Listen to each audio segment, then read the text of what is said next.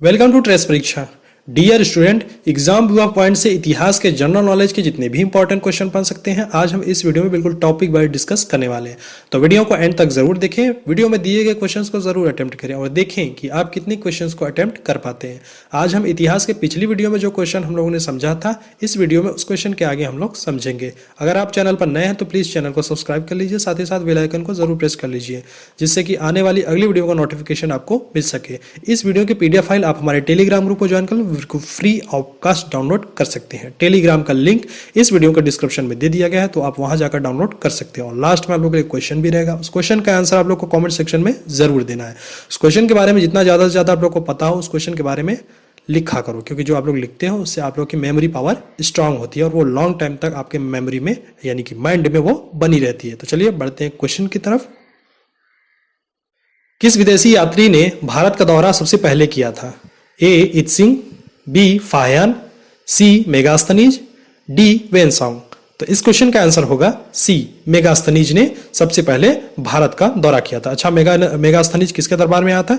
तो मेगास्थनीज जो है कि चंद्रगुप्त मौर्य के दरबार में आया था। मेगास्थनीज एक यूनानी यानी कि ग्रीक जो है कि निवासी था, राजदूत था। ठीक है। अच्छा, मेगास्थनीज ने एक पुस्तक लिखी है जो कि जिसका नाम है इंडिका। ठीक है, इंडिका मेगास्थनीज ने लिखी हुई है। नेक्स्ट क्वेश्चन, किस पुस्तक का 15 भारतीय और 40 विदेशी भाषाओं में अनुवाद किया जा चुका है? ए कथा सारित सागर, बी अभिज्ञान शाकुंतलम, सी हितोपदेशी, डी पंचतंत्र। तो इस क्वेश्चन का आंसर होगा डी पंचतंत्र। अच्छा, पंचतंत्र किसने लिखा है? तो पंचतंत्र विष्णु शर्मा ने लिखा है। ठीक है। नेक्स्ट क्वेश्चन, विक्रम संवत प्रारंभ हुआ था? ए 78 ईस्वी, बी 58 ईसा पूर्व, सी 57 ईसा पूर्व, डी 73 ईसा पूर्व। तो इस क्वेश्चन का आंसर होगा सी 57 ईसा पूर्व विक्रम संवत प्रारंभ हुआ था। अच्छा, बात करें हिंदू के, तो हिंदू नववर्ष का प्रारंभ कब होता है? तो ये चैत्र मास के शुक्ल पक्ष की पहली तिथि से प्रारंभ होता है। ठीक है। अच्छा, बात करें जो कि हिंदू जो कि नववर्ष का प्रारंभ होता है 12 महीने का क्या नाम है हिंदी में? तो स्टार्ट होता है चैत्र से। तो चैत्र, वैशाख, ज्येष्ठ, आषाढ़, श्रावण, भादो, क्वार, कार्तिक, अगहन, पौष, माघ, फाल्गुन। ठीक है, ये हिंदी में 12 महीनों के नाम है। ठीक है। नेक्स्ट क्वेश्चन, काव्य शैली का प्राचीनतम नमूना किसके अभिलेख में मिलता है? ए अशोक के, बी राजेंद्र प्रथम के, सी रुद्रादमन के, डी इनमें से कोई नहीं। तो इस क्वेश्चन का आंसर होगा सी, रुद्रदमन के अभिलेख में मिलता है। ठीक है। अच्छा, बात करें रुद्रादमन की, तो रुद्रादमन ने जूनागढ़ अभिलेख जो कि बनवाया था। ठीक है, रुद्रादमन ने ही जूनागढ़ अभिलेख बनवाया था। ठीक है। अगर बात करें जूनागढ़ अभिलेख की तो संस्कृत में फर्स्ट, ठीक है, फर्स्ट संस्कृत में वो जो कि जूनागढ़ अभिलेख लिखा गया था। अगर बात करें सेकंड की तो सेकंड गिरनार अभिलेख है जो कि गुजरात में है। ठीक है। नेक्स्ट क्वेश्चन, भारतवर्ष के लिए इंडिया शब्द का प्रयोग सर्वप्रथम किसने किया? ए मेगास्थनीज, बी स्ट्रैबो, सी हेरोडोटस, डी एरियन। तो इस क्वेश्चन का आंसर होगा सी, हेरोडोटस ने भारतवर्ष के लिए इंडिया शब्द का प्रयोग सर्वप्रथम हेरोडोटस ने जो कि इस्तेमाल किया। ठीक है। अच्छा, अभी तक आप हमारे चैनल पर नए हैं तो प्लीज इसको सब्सक्राइब कर लीजिए, साथ ही साथ बगल में एक बेल आइकन बन के आएगा, उसको ऑल पे क्लिक कर लीजिए जिससे कि जैसे ही अगली वीडियो आती है सबसे पहले आपको नोटिफिकेशन मिल जाए। अच्छा, आप हमें इंस्टाग्राम Roni_M98 पर भी फॉलो कर सकते हैं, वहां भी मैं डेली के डेली क्वेश्चन को पोस्ट करता हूं, वहां भी आकर आप लोग क्वेश्चन का रिप्लाई कर सकते हैं। ठीक है। नेक्स्ट क्वेश्चन, वह कौन सा अंग्रेज था जिसने सर्वप्रथम भगवत गीता का अंग्रेजी में अनुवाद किया था? A Alexander Cunningham, B Charles Wilkins, C John Marshall, D William Jones. तो इस क्वेश्चन का आंसर होगा बी, चार्ल्स विल्किंस ने। अच्छा, ठीक है, जिसने सर्वप्रथम भगवत गीता का अंग्रेजी में अनुवाद करवाया था, चार्ल्स विल्किंस। नेक्स्ट क्वेश्चन, मानव द्वारा सर्वप्रथम प्रयुक्त धातु था? ए चांदी, बी सोना, सी लोहा, डी तांबा। तो इस क्वेश्चन का आंसर होगा डी, तांबा। ठीक है, तांबा मानव द्वारा सर्वप्रथम प्रयुक्त में लाया जाने वाला धातु था। नेक्स्ट क्वेश्चन, उस शासक का नाम क्या है जिसने विजय स्तंभ का निर्माण करवाया था? ए राणा सांगा, बी राणा हमीर, सी राणा रत्न सिंह, डी राणा कुंभा। तो इस क्वेश्चन का आंसर होगा डी राणा कुंभा ने। ठीक है, राणा कुंभा ने विजय स्तंभ का निर्माण करवाया था। अगर बात करें राणा कुंभा की तो ये वर्ष 1433 से 1468 तक मेवाड़ के राजा थे राणा कुंभा। ठीक है, नेक्स्ट क्वेश्चन, लिंगराज मंदिर की नींव डाली थी? ए नरसिंह देव ने, बी ययाति केसरी ने, सी लाला तेंदु केसरी ने, डी प्रताप रुद्र देव ने। तो इस क्वेश्चन का आंसर होगा बी ययाति केसरी ने। ठीक है, अच्छा लिंगराज मंदिर कहां पर है? तो ये उड़ीसा में है। ठीक है, उड़ीसा के भुवनेश्वर में है। ठीक है, जो कि ययातियों द्वारा 11वीं शताब्दी में जो कि इसकी नींव डाली गई थी। नेक्स्ट क्वेश्चन, हिंदू विधि पर एक पुस्तक मिताक्षरा किसने लिखी थी? ए कंबन, बी अमोघवर्ष, सी ज्ञानेश्वर, डी नयनचंद्र। तो इस क्वेश्चन का आंसर होगा सी विज्ञानेश्वर ने। ठीक है, विज्ञानेश्वर ने लिखी थी मिताक्षरा। ठीक है, हिंदू विधि पर एक पुस्तक है ये जो कि मिताक्षरा। ठीक है, जो कि विज्ञानेश्वर ने लिखी है। नेक्स्ट क्वेश्चन,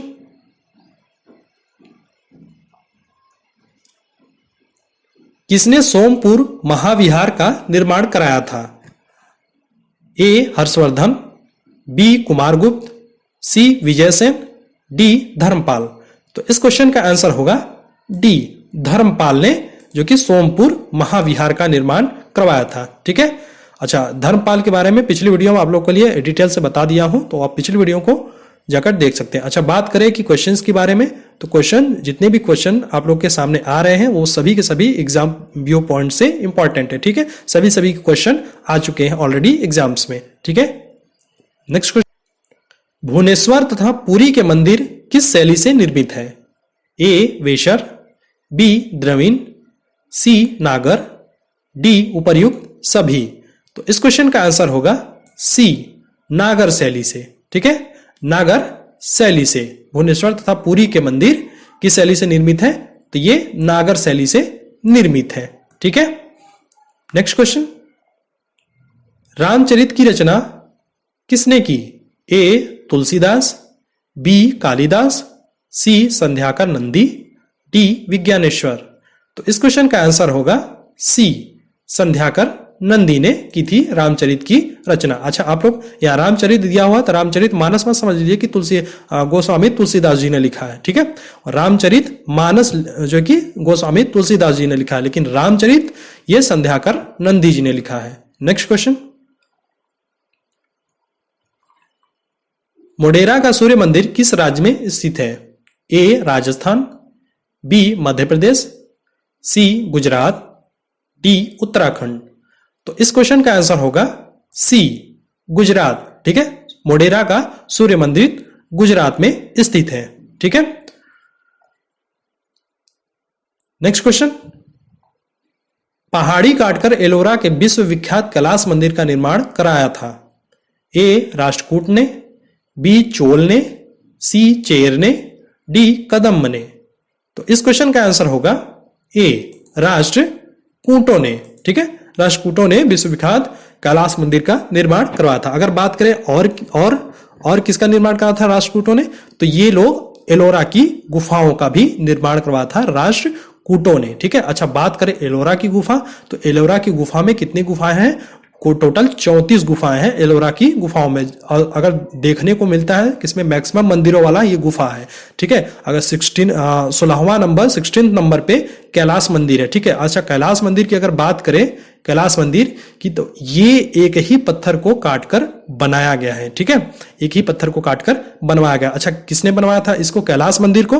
तो इस कैलाश मंदिर का निर्माण करवाया था कृष्ण प्रथम ने। ठीक है, कृष्ण प्रथम ने। अच्छा अगर बात करें एलोरा की गुफा का, तो एलोरा की गुफा को विश्व विरासत की सूची में यूनेस्को द्वारा कब शामिल किया गया था? तो वो 1983 ईस्वी में शामिल किया गया था। अच्छा बात करें एलोरा की गुफा है, तो अच्छा बात करें यहाँ पे अजंता की गुफा, तो अजंता की गुफाओं को किसने बनवाया था?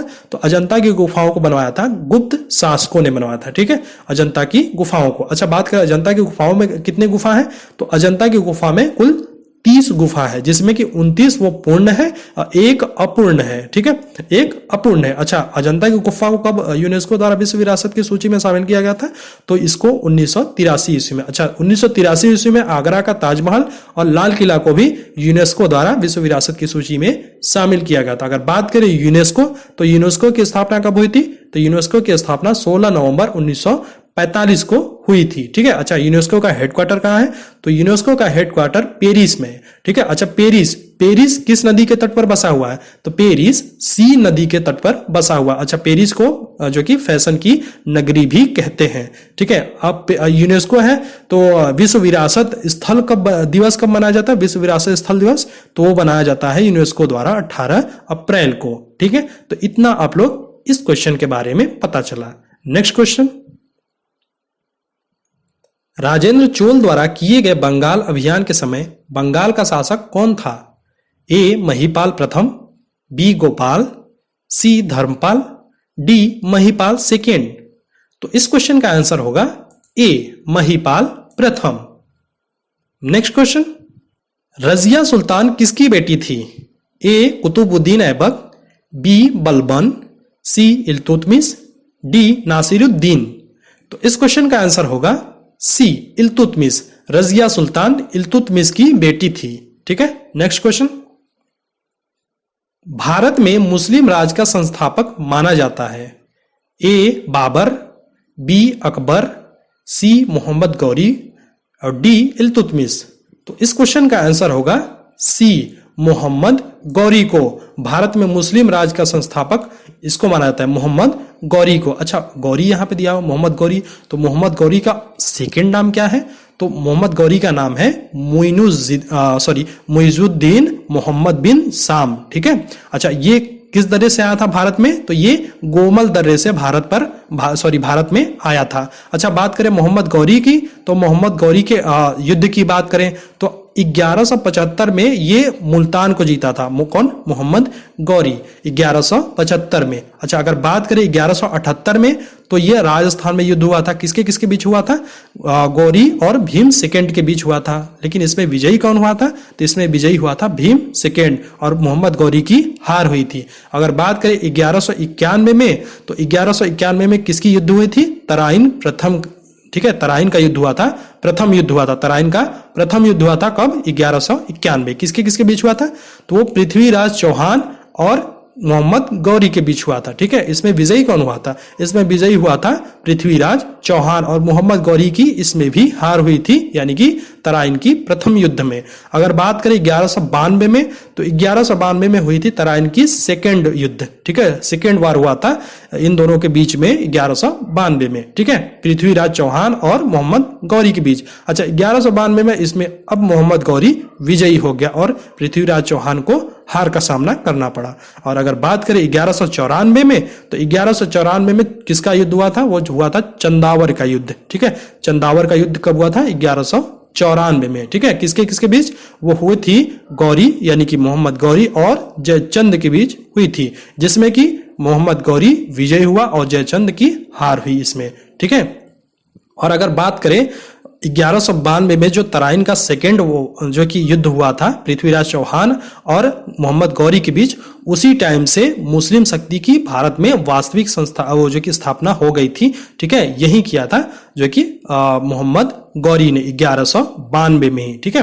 अच्छा, बात करें 1206 में ठीक है, तो गौरी की हत्या हिंदुओं द्वारा कर दी गई थी। इस मोहम्मद गौरी की हत्या हिंदुओं द्वारा कर दी गई थी और वहीं से स्टार्ट हो जाता है दिल्ली सल्तनत का इतिहास शुरू हो जाता है 1206 से। ठीक है, 1206 से दिल्ली सल्तनत का इतिहास शुरू हो जाता है। ठीक है, अगर बात करें दिल्ली सल्तनत की, तो दिल्ली सल्तनत में कुल कितने वंश हुए? कुल दिल्ली सल्तनत में कुल 5 वंश हुए। कौन कौन? तो गुलाम वंश। अच्छा, इसका शासनकाल इसका जो कि काल कब से कब है? तो गुलाम वंश का काल है 1206 से 1290 तक। ठीक है, गुलाम वंश का। अच्छा, गुलाम वंश का संस्थापक कौन है? तो गुलाम वंश का संस्थापक है कुतुबुद्दीन ऐबक। ठीक है, अगर बात करें सेकेंड की, तो सेकेंड है खिलजी वंश। इसका काल कब से कब है? तो खिलजी वंश का जो कि काल है 1290 से 1320। ठीक है, अगर बात करें खिलजी वंश की, तो खिलजी वंश की संस्थापक कौन था? तो ये जलालुद्दीन फिरोज शाह खिलजी था। ठीक है, खिलजी वंश का जो कि संस्थापक। ठीक है, अगर बात करें खिलजी वंश तो ये सबसे कम चला था खिलजी वंश। ठीक है, ये मैक्सिमम 30 साल तक ही चला था खिलजी वंश। और खिलजी वंश के बाद कौन सा आता है जो कि वंश, वो आता है तुगलक वंश। अच्छा, तुगलक वंश का काल कब से कब है? तो तुगलक वंश का काल है 1320 से 1414 तक। अच्छा, अगर बात करें तुगलक वंश की तो तुगलक वंश का संस्थापक कौन था? तो वो था गयासुद्दीन तुगलक, तुगलक वंश का संस्थापक था। अगर बात करें इसके शासनकाल की तो इसका शासनकाल 1320 से 1414 तक था। ठीक है, अच्छा, अगर बात करें तुगलक वंश की तो ये सबसे अधिक तक चलने वाला ये वंश था। ठीक है, ये चला था कम से कम 94 साल तक चला था ये। ठीक है, उसके बाद आता है तुगलक वंश के बाद आता है सैयद वंश। ठीक है, सैयद वंश। तो सैयद वंश का जो कि संस्थापक कौन था? तो वो था जो कि खिज्र खां था। ठीक है, खिज्र खां सैयद वंश का संस्थापक था। ठीक है, अगर बात करें सैयद वंश का काल कब तक है? तो सैयद वंश का काल है 1414 से 1451 ईस्वी तक। ठीक है, अच्छा, इसके बाद सैयद वंश के बाद कौन सा काल आता है? तो सैयद वंश के बाद आता है लोदी वंश। ठीक है, लोदी वंश आता है। इसे जो कि इस वंश को प्रथम अफगान वंश भी कहते हैं, लोदी वंश को। ठीक है, अच्छा, लोदी वंश का काल कब से कब है? तो लोदी वंश का काल है 1451 से 1526 तक। ठीक है, 1526 तक। अगर बात करें लोदी वंश का तो लोदी वंश का जो कि संस्थापक कौन है? तो वो है बहलोल लोदी। ठीक है, तो इतना आप लोग को इस क्वेश्चन के बारे में पता चला। चलिए बढ़ते हैं नेक्स्ट क्वेश्चन। लाख बख्श के नाम से जाना जाने वाला भारतीय शासक कौन था? ए बाबर, बी अकबर, सी शाहजहां, डी कुतुबुद्दीन ऐबक। तो इस क्वेश्चन का आंसर होगा डी, कुतुबुद्दीन ऐबक को लाख बख्श के नाम से भी जाना जाता है। ये भारत का शासक था। ठीक है, अच्छा, कुतुबुद्दीन ऐबक को लाख बख्श इसलिए कहा जाता था क्योंकि ये बहुत ज्यादा ये जो कि दान करता था। ठीक है, लाखों में दान करता था ये, इसलिए इसको जो कि लाख बख्श के नाम से भी जाना जाता है। नेक्स्ट क्वेश्चन, पंजाब के हिंदू शाही राजवंश को किसने स्थापित किया था? ए वसुमित्र, बी जयपाल, सी कल्लर, डी महिपाल। तो इस क्वेश्चन का आंसर होगा सी, कल्लर ने। ठीक है, पंजाब के हिंदू शाही राजवंश को कल्लर ने स्थापित किया था। ठीक है, अच्छा, पिछली वीडियो में आप लोगों के लिए क्वेश्चन पूछा गया था, मौखरी शासकों की राजधानी कहां थी? ए थानेश्वर, बी कन्नौज, सी पुरुषपुर, डी इनमें से कोई नहीं। तो इस क्वेश्चन का आंसर होगा राइट आंसर बी, कन्नौज थी। ठीक है, मौखरी शासकों की राजधानी कन्नौज थी। ठीक है, आप लोग के लिए आज का क्वेश्चन है, अल बरूनी किसके शासन काल में इतिहासकार था? ए बलबन, बी इल्तुतमिश, सी महमूद गजनवी, डी मोहम्मद बिन तुगलक। तो ये आप लोगों के सामने 4 जो कि दिए गए हैं, विकल्प दिए गए हैं। इस विकल्प का आंसर आप लोग हमें कमेंट सेक्शन में जरूर बताएं। ठीक है, आपको फिर से बोलता हूं कि इस क्वेश्चन के बारे में जितना ज्यादा से ज्यादा आप लोग को पता हो आप लोग लिखा करो, क्योंकि जो आप लोग लिखते हो उससे आप लोगों की मेमोरी, आपकी माइंड पावर स्ट्रांग होती है और वो लॉन्ग टाइम तक आपके माइंड में, मेमोरी में वो चीजें बनी रहती है। ठीक है, अच्छा, इस वीडियो की PDF आप हमारे टेलीग्राम ग्रुप ट्रेस परीक्षा को ज्वाइन कर बिल्कुल फ्री आप कास्ट डाउनलोड कर सकते हैं। आप हमें इंस्टाग्राम Ronnie_M98 पर भी फॉलो कर सकते हैं, वहां भी मैं डेली के डेली क्वेश्चंस को पोस्ट करता हूं। ठीक है, आप वहां भी आकर रिप्लाई कर सकते हैं। अच्छा, यदि आप हमारे YouTube चैनल ट्रेस परीक्षा को अगर सब्सक्राइब नहीं किए हैं तो प्लीज इसको सब्सक्राइब कर लीजिए, इससे आपको निश्चित ही जो कि मदद मिलेगी। ठीक है, एग्जाम व्यू पॉइंट से जितने भी क्वेश्चन इंपॉर्टेंट है हमारे इस वीडियो से आप लोग को निश्चित ही मदद मिलेगी। अगर ये वीडियो आपको कैसा लगा प्लीज हमें कमेंट सेक्शन में जरूर बताएं। ठीक है, अगर आपको अच्छा लगा हो तो प्लीज इसको लाइक करें। ठीक है, सब्सक्राइब कर लीजिए और अपने दोस्तों में शेयर जरूर किया करिए। ठीक है, मिलते हैं अगले वीडियो में। Thank you.